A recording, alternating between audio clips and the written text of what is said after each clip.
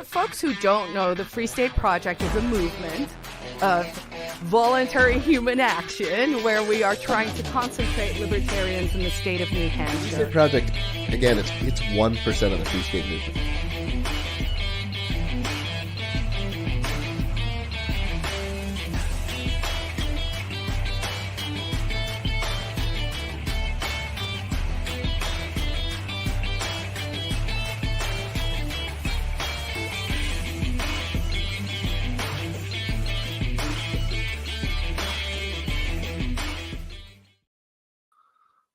Ladies and gentlemen, boys and girls, libertarians, anarchists, movers, natives, and those on your way, thanks for tuning in to another episode of Free State Live, where you can hear about all the different ways you can live free and thrive in the free state of New Hampshire. But first and foremost, time to get everyone here. It's a light show for you tonight. Just me, your favorite, of course, and always our favorite bear from the internet.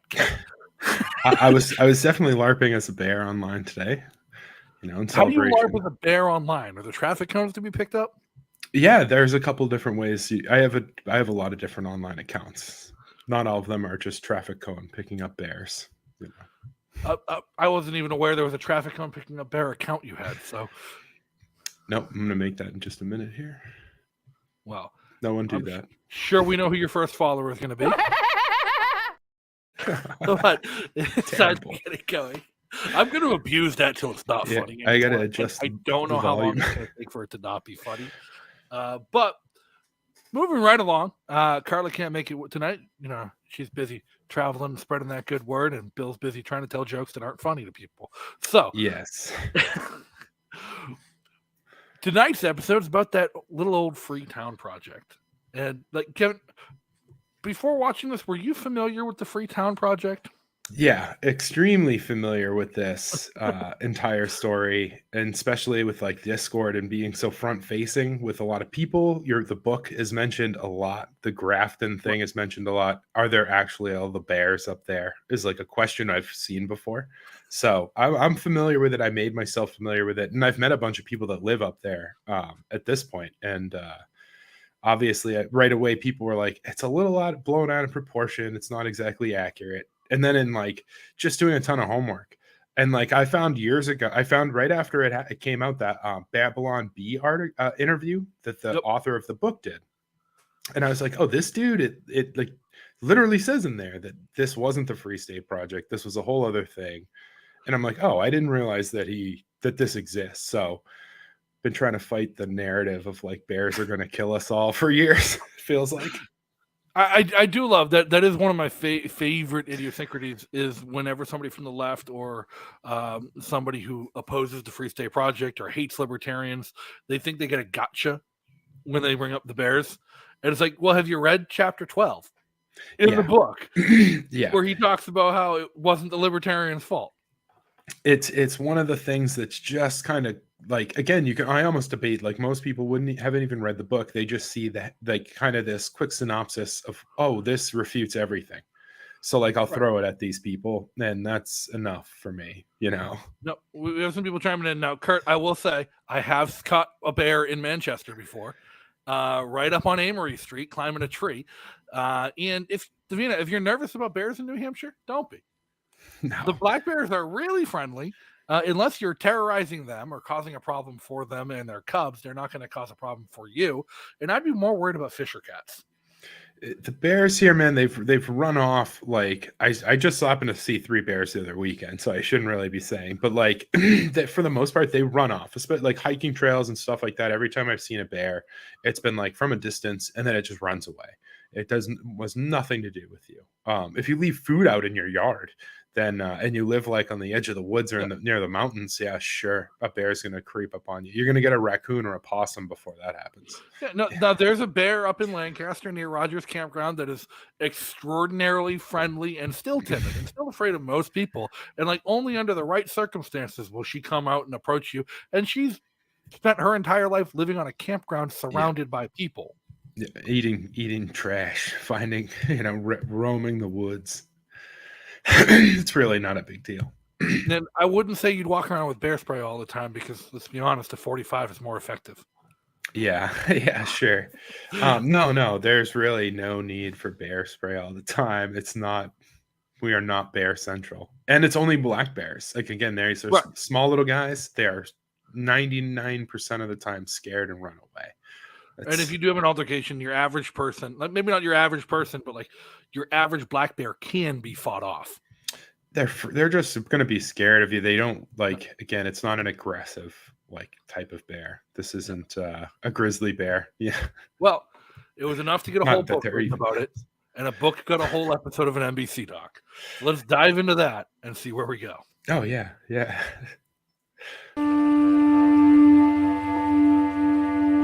Freedom isn't what most people think it is. Ocean bears.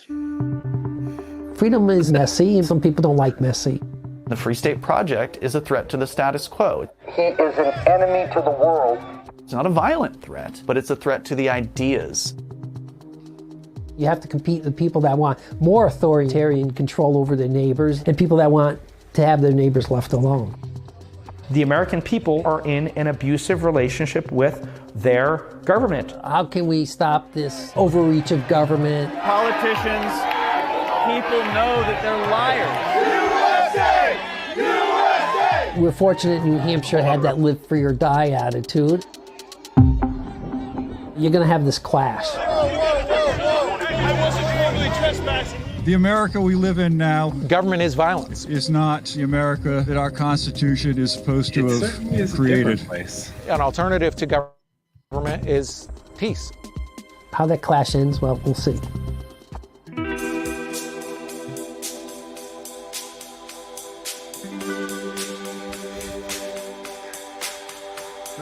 Mark Warren mentions John Babyars is a hero. John Babyars is a fantastic example of how libertarians can have an impact long term over a generational time frame at a local level, just by going out to a town like Grafton and becoming the fire chief. Well, be a good neighbor, right? Yeah. That's like the biggest thing you can do is like shovel your neighbor's driveway, clear off the side of their part of their sidewalk where the fire hydrant is or something, and just like, no, don't worry about it. I cleared your car off or so. Just simple things can take you so far in terms of just being a good neighbor, And can we take a second to admire the art from this episode done by NBC? Like, most of the episodes have a pretty generic and very similar art. Then there's like, this one bears. I wish I had a bear costume I could have worn. No. At least keeping it family friendly. And yeah, Mark corrects me. A volunteer fire chief of all things. Oh, see, there you go.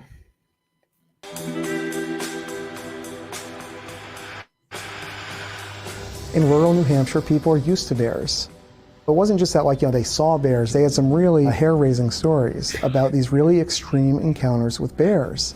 I do have a rabbit suit. And so I thought, what's going on here? What is driving this unusual bear activity? And the only other thing that really distinguished it from its neighbors was that it was the basis of the Freetown Project. It's also nestled right in the heart of a mountain valley. It's also very good climate for that river valley's basin to actually grow fruit berries. And the reason it's settled as a town. Like, there's a lot of things that can attract bears to somewhere like Grafton, aside from just being in the woods in New Hampshire. It's a perfect little spot, especially like the entire area. It's a perfect little spot. And then if you watch like Fish and Game and a lot of like times that they do capture a bear in Manchester or Nashua or somewhere like that, They it's go to kinda Grafton not supposed to to be drop there. off. Yeah, so that they drop it off oftentimes in that area. So it's natural that one of them is going to wander to what they know, which is, again, trash, food left outside, areas of population, campgrounds. It's what bears do. Like, An easy meal is an easy meal, even to a bear. oh yeah. My name is Matt Hungeltetling. I'm an author, and I wrote a book called A Libertarian Walks into a Bear that is about the Freetown Project as a sort of precursor to the Free State Project. In around the year 2003, libertarians all across the country were kind of talking about how they could advance their agendas if they concentrated their political power, that they could turn a community or a region or a state into an example of libertarianism, be this kind of shining jewel, an example of how their philosophy worked in practice. Once New Hampshire was selected as a free state, the project's destination state, a few people got together and decided, well, if you have a free state project, let's have a free town project. Brilliant idea, spontaneous order. They did that on their own. No top-down management. It's like, screw it. I see your free state. I raise you. We're going to be a freer town in your free state. Sure. Some of the stuff is hilarious. It's so funny. I laughed out loud when I watched this. So. Kurt does mention it's a sad fact that bears and humans eat the same food. Yeah, I mean, bears eat everything, right? Like, that's something that's not turning down a nice garbage heap. Or 4 or 5 of them drove around the state of New Hampshire. What community can we latch onto and make ours? But when they went to Grafton, they were received in the public firehouse by John Babiars, who was a firefighter at the time. I'm John Babiars. Made the move in '93. I wanted to live in an area where pre-state. John Babiars, again, he's a legend, old hat, OG. He was here well before the Free State Project chose New Hampshire. And again, he's indicative of the culture New Hampshire just already had that made New Hampshire so easy for the Free State Project to pick. Yeah. So, and I do like he mentions that like it's some kind of scandal that the Freetown Project was welcomed in the fire department by the fire chief. People forget that the Free State Project was welcomed by the governor. Yeah. At the time. So it would be free. We have Starlinks. Built and designed my solar array that powers my house. We have our own water and septic here, so it's basically, this is my remote island from a chaotic world. Originally from Southington, Connecticut, raised by parents who escaped from Europe after the war. My mother and father met in the United States, and I was born in Southington. I went to the Air Force, came out of the Air Force, did a lot of computer consulting. Also in 1983, I designed a digital crypto auxiliary unit. Eventually, we were all moved up here. Was a fire chief in town of Grafton here. It was a libertarian-friendly environment that people were actually elected to office, that to do business up here was a lot easier. So I also ran for office here. I got elected as cemetery trustee. I figure if you guys start in politics, why start at the top or start at the middle, start 6 feet under and work your way up. It's definitely 6 feet under. New favorite line ever. Yeah. Tell everybody the first office you have to run for is cemetery trustee.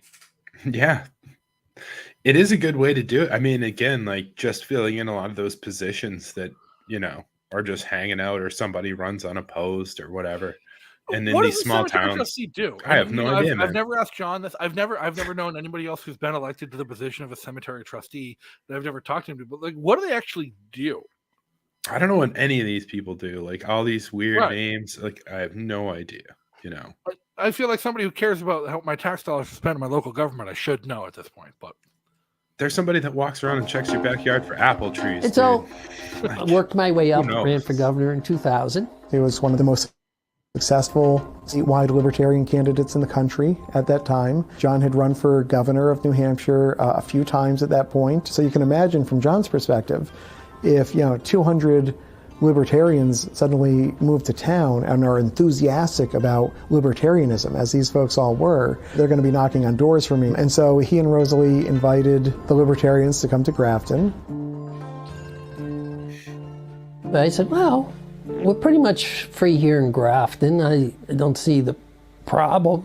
Unfortunately, anytime you have any type of movement, you have a few people that are a little extreme.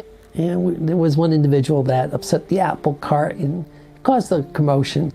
He was asserting things in just kind of like the most extreme terms imaginable. Grafton was going to be a place where you could traffic organs and drugs. Consensual cannibalism should be legal. All these like very, very flamethrower type arguments. I laughed out loud. When some based.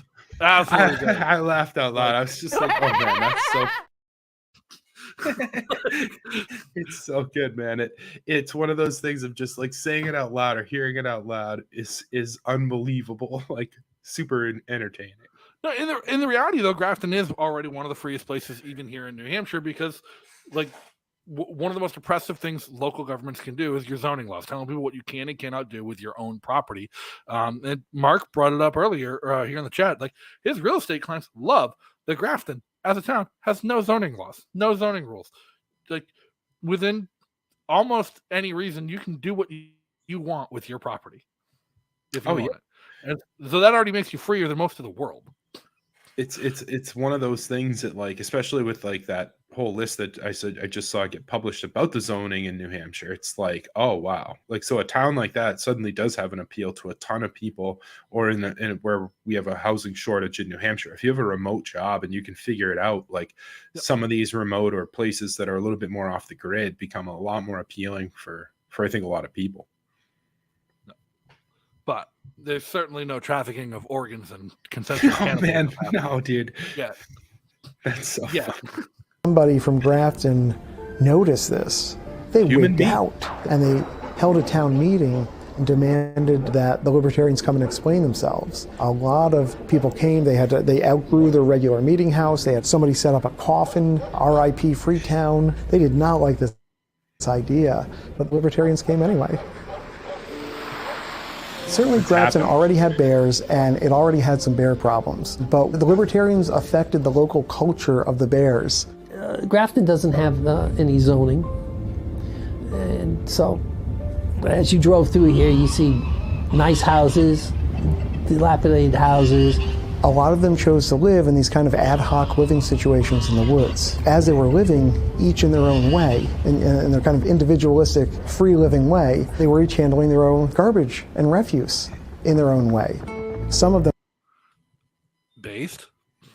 Yeah, super easy, you know. Or if you're a guy with a pickup truck, tell everybody on your street, hey, you know, I'm running down to the trash dump. Sounds like a business opportunity. Like $5, I take you to the dump. Yeah. Or I mean, it sounds like a great opportunity for like the survivalist types, the homesteader types. Like, where's your compost pile? Trash is just fertilizer by a different name. Oh yeah, a ton of stuff. And like, again, like all your plastics and stuff, you can again, this guy has a little dumpster set up, something like a bear box or something that's so that animals can't get at it.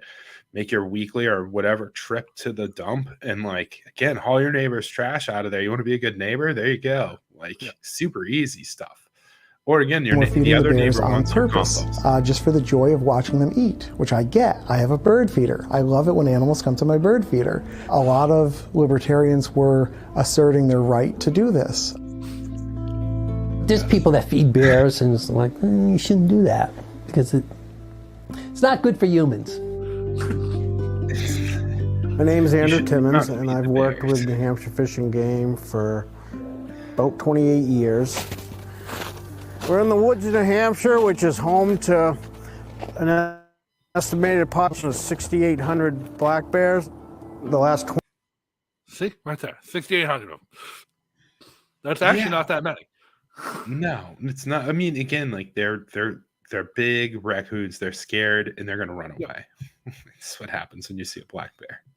21 years I have served as the department's bear biologist. We have strong bear populations statewide, and we have abundant bear habitat statewide. It's a common way people like to mount bears because I think it makes them look snarly and mean, but bears don't growl and show their teeth like an angry dog does. You know, bear attacks in New Hampshire are extremely rare. Grafton doesn't rise to a town where we would consider a high level of complaints. That one line really does make me curious because, like, it's the only complaint you hear. Yeah, sure. The bear attacks are grafted. Like, but it doesn't rise to the level of a high level of complaint. What does? Where are the bear attacks? That was my next question. I do want to know. Like, where are the bear attacks? Like, can we write that book? Tell me it's some progressive town project. Oh man, truly good question though. I wonder, where are all these bear attacks that are happening in New Hampshire if this doesn't rise to the occasion and there's a book that someone wrote and it's like, you know, interesting. Turns out there's more bear attacks per capita in Portsmouth than Grafton. Yeah, I wonder what it's just Hillsborough County by how's this? Is this a per capita question? Like, what is this?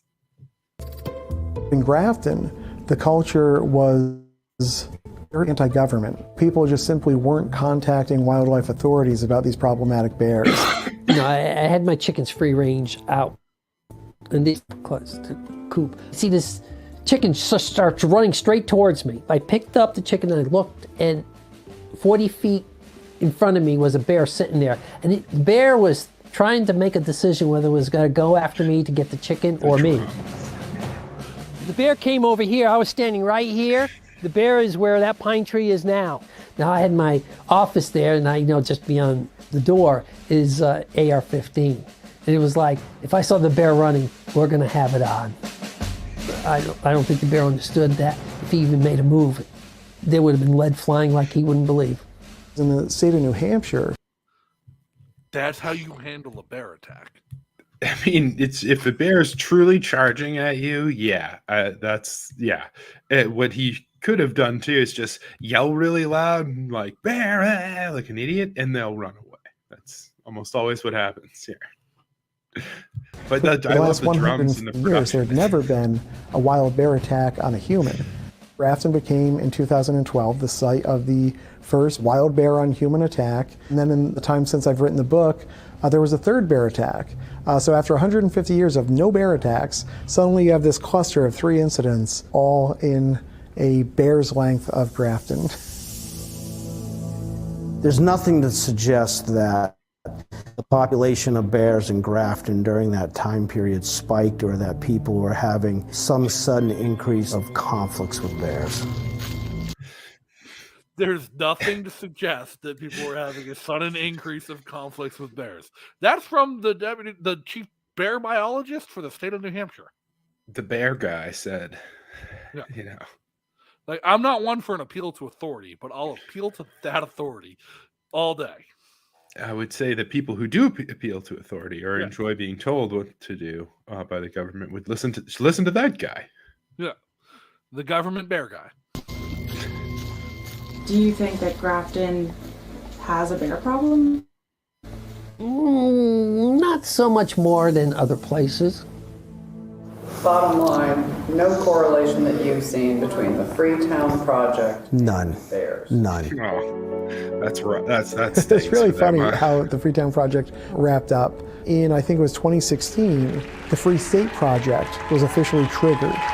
We did it. Today, I'm here to announce that the Free State project has officially triggered the move, and that participants need to come home. Instead of Grafton being the only landing pad for them, they could go anywhere in the state of New Hampshire to advance that cause. You have 5 years from today, February 3rd, 2016. And why would they go to Grafton? It had a bear problem, right? To come help build the world's first intentional liberty community.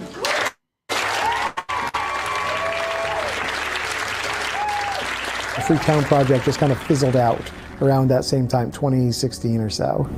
It's so interesting that the trigger of the Free State project is what led to the demise of the Freetown. Yeah. So they call it the demise of the Freetown project. Yeah. The trigger of the Free State project led to the demise of the Freetown project. People still move to Grafton. There are still libertarians in Grafton. All of the state reps from Grafton are libertarian. John Babiars is retired now. Yeah. Congratulations to him. But it's still a very libertarian-leaning town, and it's still a place to go. I've got a friend who's just moving up there like next week to Grafton. Live with no zoning laws and start a little mini homestead on his new property. Like, to say the Freetown project ended because of the Free State project, I mean, people might have just stopped talking about it, but it's still exactly the same as it was. Yeah, I think it's like an appealing spot. And again, like the book and the other stuff for a lot of people, and again, like especially like the Discord people are like, oh no, I read that book, I'm gonna move up there. Like, oh, okay, all right, And again, I think there are definitely way more Free Staters that live there now than there were even back then. Just by, like you said, nature of people moving up there, there's an appeal to it, and especially like that homesteader type, or the off the grid DIY type, like they're drawn to these places. If you want to cut that power line at your front yard from the pole and try and run your entire house off a total Tesla battery and homemade solar panels, you can do that in Grafton. Yeah. It's an interesting connection that they've put together there. With that triggered the end of one unfold into the other. It's ironic, isn't it? I think the Freetown project didn't succeed as envisioned, but in a way it developed a community where people got together within the Free State Project movement. And you see pockets of that throughout the state. I think that ultimately the Freetown Project was really silly. And I had a lot of fun delving into that particular flavor of silliness. But I also tried not to lose sight of the fact that we're all a little silly, right? Do you feel like the Freetown Project made Grafton more free? Didn't change it. We still pretty much didn't change it because Grafton was already free. That's why they were moving there. It's a place that was like that before. And again, as someone from here, like, go ask around, like, people don't know this story. Like, it didn't really rise to that. You know what I mean? Much live and let live in this town. Grafton is still Grafton. I'm not active in any organizations, but I like an elder, I'll advise them what they should do, shouldn't do. The old saying is true: freedom is not free. You can't just rely on the efforts of people in the past. You got to take up your youthful energy and make it happen. My name is Stephen Ness. I'm 32 years old. We're at the Independence Inn in Stratford, New Hampshire. It's an inn, it's a restaurant. It's like our community gathering space as well. We do some events here. You can see these murals. This is historic Stratford, New Hampshire here. Many of these buildings still exist. I can show you around more. We got our nice gathering area over here, a little lounge. Every Thursday night we do live music, so we'll have a performer over there tonight. We're doing farm to table here. We're trying to use a lot of local farmers and New Hampshire sources for everything. I thought I'd make you guys the Miss Liberty. We shake it up so it's nice and frothy. Stephen Ass just described the most hippie lefty restaurant you could imagine. Yeah. Until you got to the Miss Liberty drink. It's the way that they do things versus Hey, like communists make great coffee. Sure. Hippies with the farm to table stuff make great food and great serving restaurant. There's some benefit to every ideology's community and the culture they build around it, and it's great to co-opt and take all of the best of all of them for the Liberty community. There you go. Just a beautiful cocktail. People like it a lot. I still hear about other states or where I'm from, originally in Wisconsin. Making that relevant. I completely forgot about this part. Mark Ward brings up the truth of the restaurant serving bear stew. Stephen Nass had just shared this past week his wife was on a hunting trip and killed 2 black bears part of her hunting trip. So maybe we'll be getting some black bear stew at the restaurant soon. Oh yeah, that was wild post. That was awesome. And I tell people I know out there that they need to just move out here and just give up on it out there. I run the Shell too, but the Shell is much more of a blank slate for big events. I do a lot of welcoming of people moving to New Hampshire for the Free State Project. On the wall here, you might not be able to see it with the camera, but it says "Welcome Home." It's kind of chalked in here, but it's basically when people move here for the Free State Project, we're welcoming them home. What folks told me and what I tell the new folks here as soon as we meet them and new movers, or especially at PortFest, is welcome home, It's a very emotional thing for a lot of them because there's just nothing else like that anywhere else, because a lot of these people left behind their families who might not have understood. They would say that they're actually pro-community because in their vision, folks are just kind of pitching in. Their complaint is that the state always has an implied gun to the head for any rule. With freedom comes responsibility.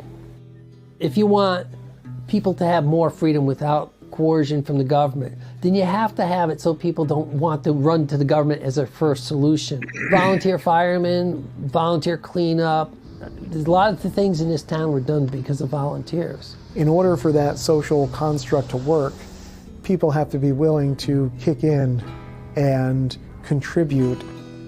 This So I do love that. So Mark had brought up in chat again. Should have just had Mark on tonight. He's had some great points. Yeah, sure. The best thing about the episode is the guy who wrote the book doesn't have much bad to say about libertarians at all. Haters pointed out as negative, but there's nothing against the FSP in his comments. He seems a little bit liberty-minded. He keeps talking about the ideas of liberty, the ideas of community, and how everything that we're doing as if they're good things. And he just points out small criticisms and how they're executed.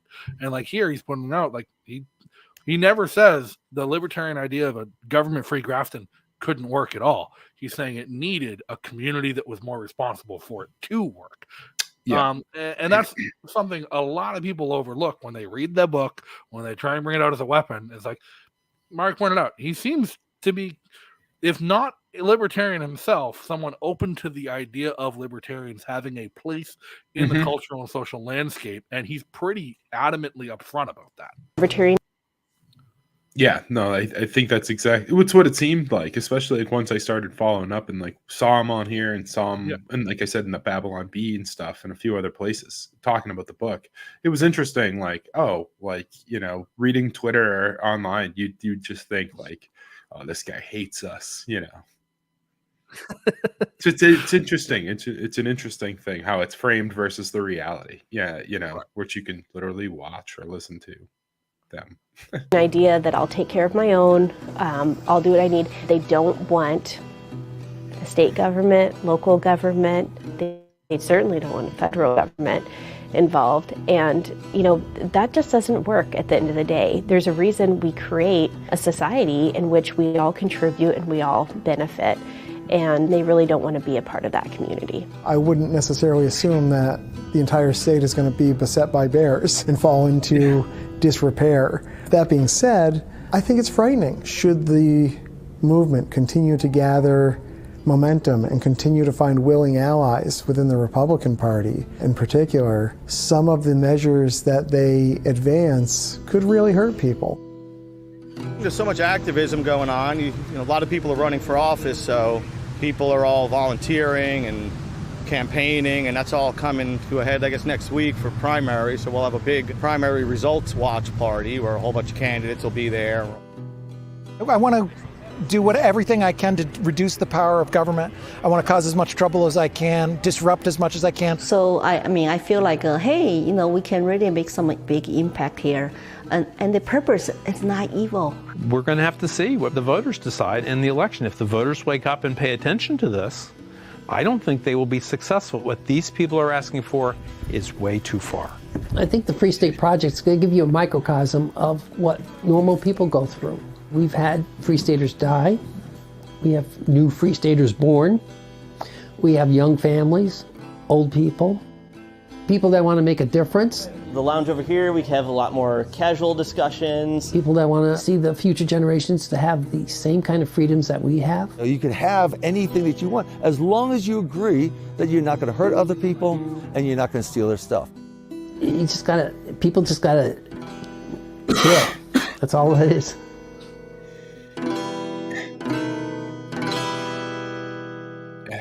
You know, hearing that dude in Zandra, I'm just like, you're the kind of person that refuses to push their shopping cart into that cart corral thing. Like, you have to, you know, I don't know, something.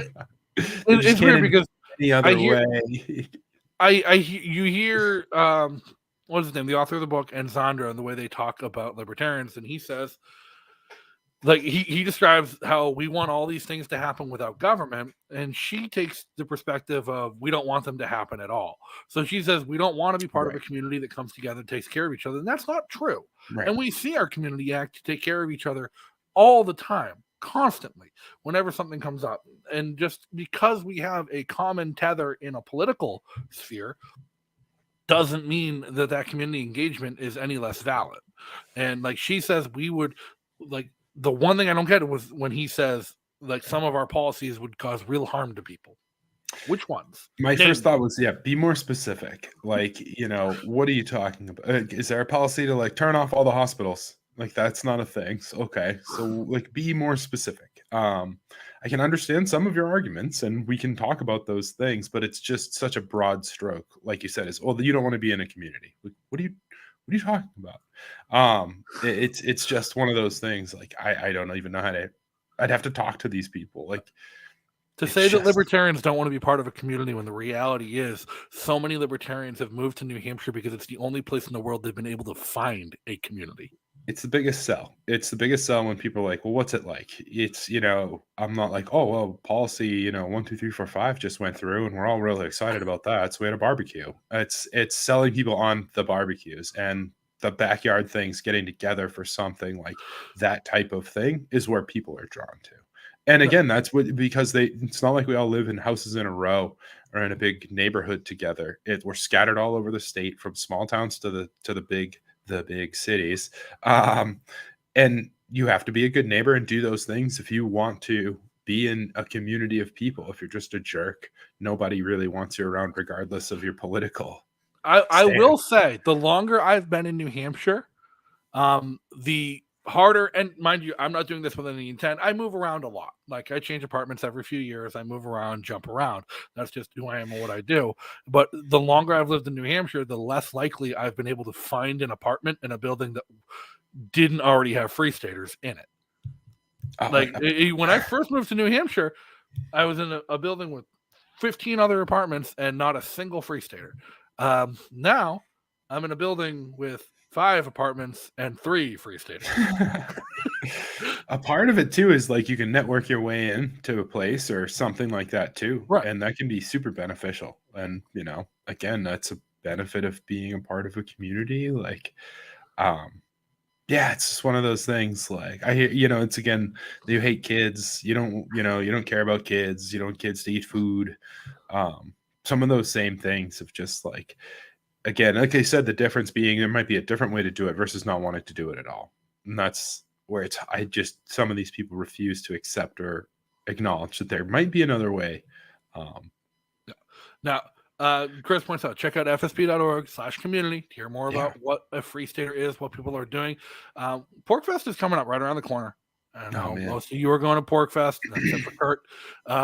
But we look forward to seeing everybody at PorkFest. If you're coming to PorkFest at some point, stop by the FSP hub. We're going to be at the top of the hill, right behind registration, near the cabins. And every night between 6 and 8 p.m. evening, it's still going to be light outside.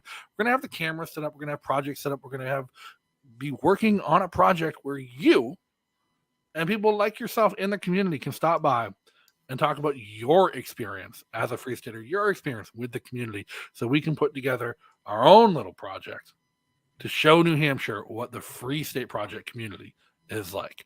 So again, that'll be every night between 6 and 8 p.m. We'll be up there at that Free State Project hub at the top of the hill. Myself, Rebecca, Chris, Kevin will be there at times too. Whatever. Oh yeah, wandering through. But come make sure it happens. It's going to be a great time. And of course, they're going to be doing similar stuff over at the Discord hub. Oh yeah, those kids will be hanging out. I'm splitting time between my own family and then everywhere else. So I'll be at the Discord hub, definitely at over with you guys, a whole bunch near the cabins, right behind registration, right after the gate there. So yeah, should be good. Well, like I said, PorkFest is right around the corner. There's no better time of the year to make your visit. So if you haven't gotten your tickets yet, it's almost sold out. Still some tickets left. There's still some lodging left. I did see a message this morning. Nothing at the campground, nothing at Rogers, but a few rooms at the cabin, a few rooms at the Coas Motor Inn, and some few rooms as far away as Littleton. So there is still places to stay. You can make it work. Make sure you check in, though, get those tickets, get connected, get in, and get in touch with Chris and Rebecca. They can help you plan your move. fsp.org/visit New Hampshire, or make your move, or your welcome wagon if you're on your way. If you're coming for PorkFest and planning on staying, that's one way to do it. In fact, I know we've got another friend moving up from Boston who's coming to PorkFest and then not going back to Boston when she's done. Yes. So she's driving all the way up, then only back down to Nashua. So it does happen. You can do it. It's a great way to make your move if you're already local or making that happen. And if you're here, check out the calendar, fsp.org/calendar. It is the most jam-packed Liberty events calendar in the world. I joke, but I think it's going to be super fun when we try and do a whole week where Kevin does every event and we make a mini documentary about him burning out. I think, yeah, we'll see. We have to line it up. I have to take some days off from work. Right. And if you guys want to support the Free State Project and everything we are doing, you can head on over to ffp.org/give. And remember, the Free State Project is a 501c3 charitable nonprofit. So your donations are tax deductible and you get to tell Uncle Sam to pound sand. And that's my favorite thing to do with my money is to not pay it in taxes. Kevin, anything else? No, that's it. I started packing for PorkFest already, getting things organized. I haven't started at all. So. I'm a good little Boy Scout, so getting everything together now so I don't forget anything once I am up there, which inevitably happens. Well, we're looking forward to seeing everybody up there. Again, we only got one more episode this season until we see you at PorkFest, right? Or two more episodes. I'm losing track of calendars, and it's a mess. PorkFest is as soon as PorkFest is. We'll see you all there. We'll see you all right back here next week. Next week's episode we're covering is about the primaries, and that's the fun one. I know we were all involved there. So until then, stay free. Take it easy.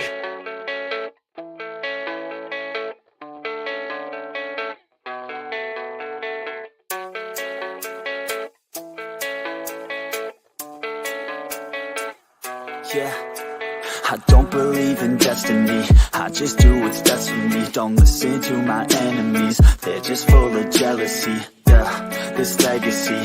You gon' see what's left of me. You gon' see success in me. You ain't seen the rest of me. I just wanna be the best at what I know. Better than the rest, just watch me grow. Put me to the test and watch me go. This is my quest, I'ma make it known. They call me obsessive, oh I know. Call me selective with my notes. Call me aggressive with my flow. Call me offensive even though Joey ain't gonna lie.